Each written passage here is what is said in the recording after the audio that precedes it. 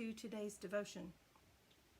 Jesus often taught in parables. He would take a concept or a spiritual eternal truth and he would craft it with language that made it a little easier to understand. Human beings are natural storytellers. We love to hear stories, we love to tell stories. And so for today's devotion, we're going to try a method that Jesus used, and that was a method of parable. I have conscripted a volunteer. One of my handy minions is going to help out with today's devotion. And the eternal truth that this parable attempts to portray to us is that sometimes we are doing the right things for the right reasons, but sometimes we get distracted by the doing. And in these days of forced quiet, in these days of forced unhurriedness and forced unbusyness, I don't suppose those are real words, I guess they're Rachel words, but in these days of stop what you're doing and pay attention, I am noticing areas in my life where I have been doing the right thing, but possibly I got lost in the doing. And so today's parable is to remind us that in doing the right things for the right reasons, sometimes we get so involved in the doing that we miss something. And so today's parable is going to look at that truth. We're going to hear it through the voice of a child, and at the end we'll come back and wrap up. Just the Way You Are by Max Lucado.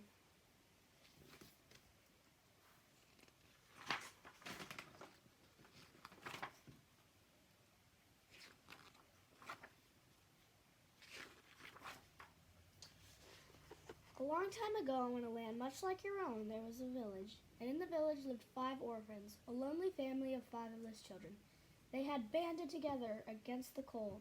One day the king learned of their misfortune and decided to adopt them. He announced that he would be their father and would come for them soon. When the children learned that they had a new father, and their father was the king, that king was coming to visit, they went wild with excitement. When the people of the village learned that the children had a father, and their father was the king, and that king was coming to the village, they were excited as well. They went out to see the children and told them what to do. You need to impress the king, they explained. Only those with great gifts to give will be allowed to live in the castle. The people didn't know the king. They just thought all the kings wanted to be impressed. So the children began preparing gifts to offer the king. They worked long and hard to be sure the king would approve. One of the children who knew how to carve decided to give the king a wonderful work of wooden art. He set his knife against the soft bark of elm and witted. The small blocks of wood came alive with the eyes of a sparrow or the nose of the horse. His sister decided to present the king with a painting that captured the beauty of the heavens, a painting worthy to hang in his castle. Another sister chose music as her way to impress the king. For long hours she practiced with her voice in mandolin. Village people would stop at her window and listen as her music took wings and soared. Yet another child set out to turn the king's head with his wisdom. Late hours would find his candle lit and his books open. Geography, math, chemistry. The breadth of his study was matched only by the depth of his desire. Surely a king would appreciate all of his knowledge. There was one sister who had nothing to offer. Her hand was clumsy with the knife, her fingers stiff with the brush.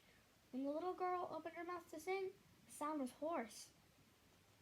She wasn't much of a reader. She believed she had no talent, and so she believed she had no gift.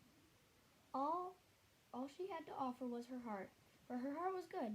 She spent her time at the city gates watching people come and go. She would earn pennies to buy food for her brothers and sisters by grooming people's horses or feeding their animals. She was a simple, stable girl, but she had a good heart. She knew the beggars by name. She took them to pet each dog. She welcomed home the travelers and greeted the strangers. "How was your journey?" she would ask. "Tell me what you learned on your visit. How is your husband? Do you enjoy your new work?" She was full of questions for people because her heart was so big and she cared about people. They were all the same to her, the beggars and the rich. She cared for all of them just the way they were. But since the little girl thought she had no talent, no gift, she was afraid that the king would be disappointed. She remembered the villagers' advice and set her mind around the task of making a gift for the king. She took a small knife and went to her brother the carver. "Could you teach me to carve?" she asked. "Sorry," the young craftsman responded without looking up. "I have much work to do. I haven't time for you. The king is coming, you know." The girl put away her knife and picked up a brush. She went to her sister, the artist. She found her on a hill painting a sunset on a canvas. "You paint so beautifully," said the girl who had no gift but a big heart. "I know," the painter answered. "Could you share your gift with me?" "Not now," the sister responded with eyes on her palette. "The king is coming, you know." The girl with no gift then remembered her other sister, the one with the song. "She will help me," she said. When she arrived at her sister's house, she found a crowd of people waiting to listen to her. "Sing, sister," she called. "Sister, I've come to listen and learn." But her sister couldn't hear. The noise of the applause was way too loud.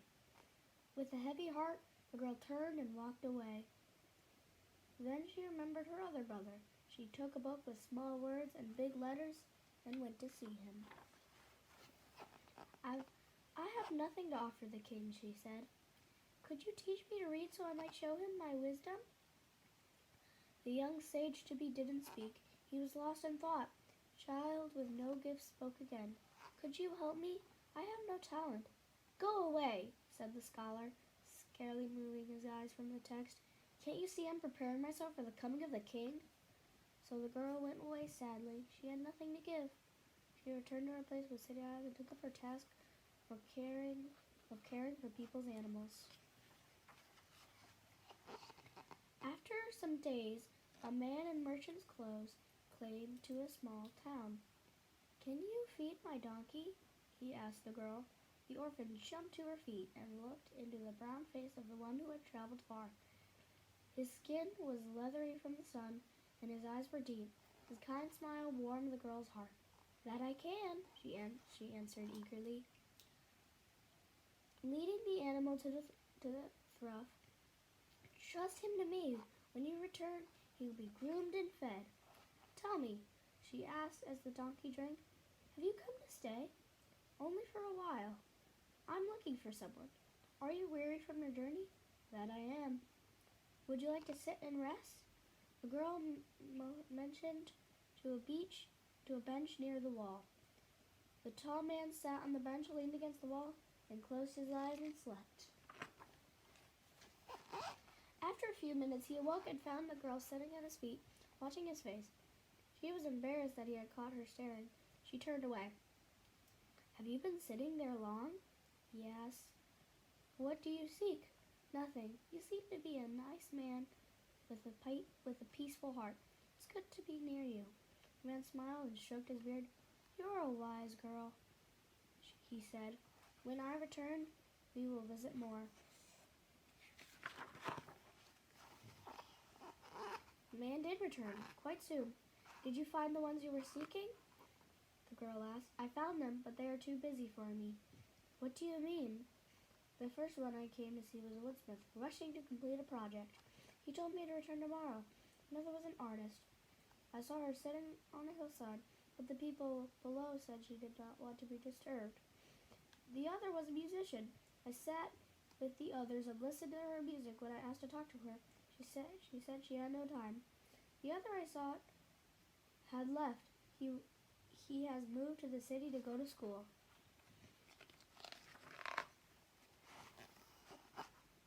The girl's eyes widened as she realized who the man was. "But you don't look like a king," she gasped. "I try not to," he explained. "Being a king can be lonely. People act strangely around me. They ask for favors. They try to impress me. They bring me all their complaints.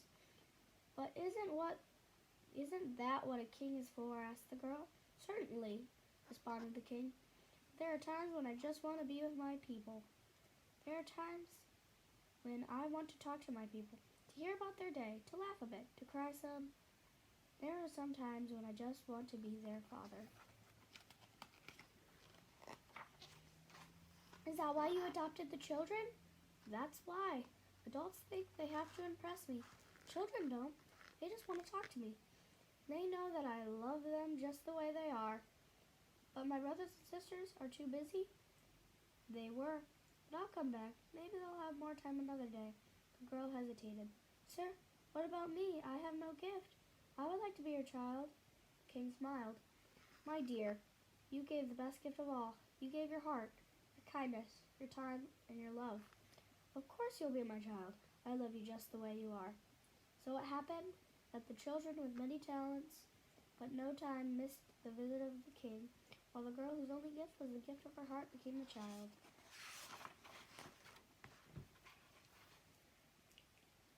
The end.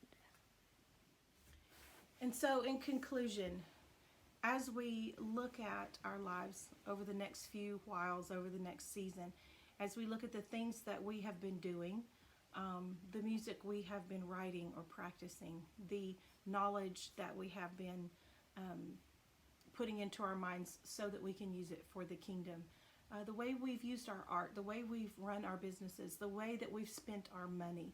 As we begin to look at everything that we do, let's remember this. We are doing it all for one purpose, and that is to honor God and impact people. And I know my FAC family, you are good people with good hearts, and you've been doing good things. And God is pleased when we work well. God is pleased when we hone our craft. God is pleased when we spend hours to get better and to improve our skills. God is pleased with this. He gave us gifts and talents and talent and treasure so that we could increase it for His goodness and for His glory and for the benefit of the kingdom. But we're in a season right now where it's almost like, as it was in the story, that maybe the king has come for his second visit. And maybe right now, while we are stilled, maybe we're going to get to spend some time with him in the way that the child in the story got to spend some time with him because our busyness has been stilled. And I want to encourage us to spend time with our families and to spend time with the Lord and to spend time in reflection, because even in this time of stillness and quiet, there are so many distractions that are still available to us, and we could still numb ourselves. We could still fill our ears with lesser sounds. So in all of our doing, let's make sure that we are doing for Him, and let's make sure that we are taking time to reflect and spend time with the Lord. Lord bless you, and I look forward to seeing you again. Until we can be together, I look forward to seeing you online as we are apart together. Lord bless you.